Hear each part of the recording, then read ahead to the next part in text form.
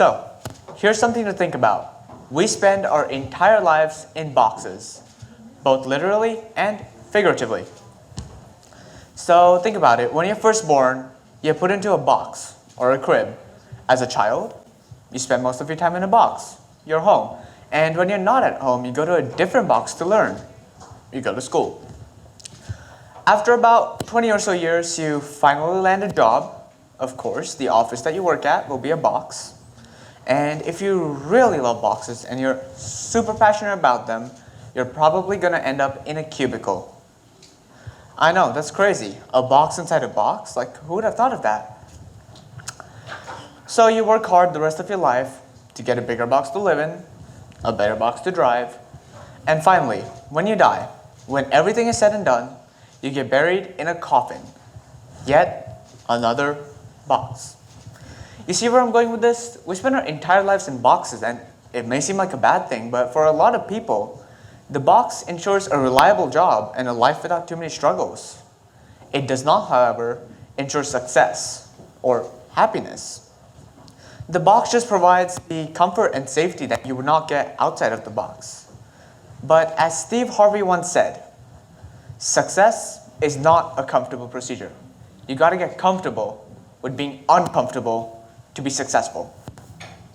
Taking the safe route will only lead to a mediocre life. Henry Ford would not have made his company as big as it is today if he didn't think outside the box. He decided to take a risk, and look at where his company is now.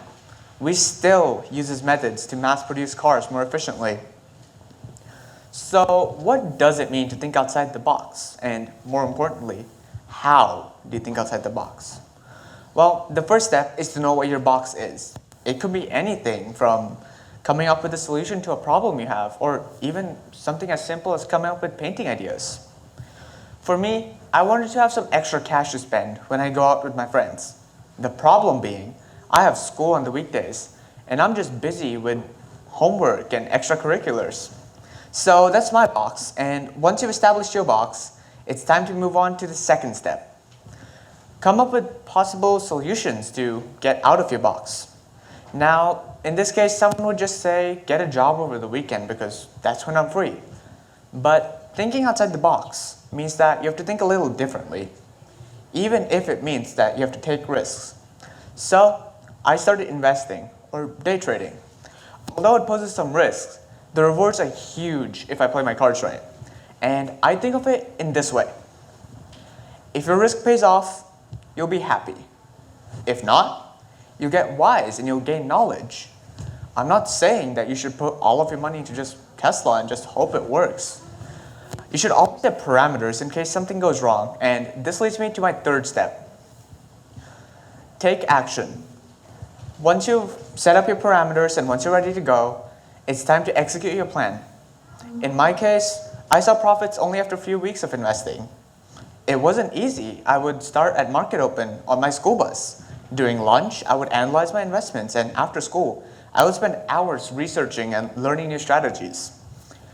So, thinking outside the box is a very beneficial skill that can be life-changing. Utilizing it averts a mediocre lifestyle, and the possibilities are endless. In the end, thinking outside the box and taking risks is the key to success. Thank you.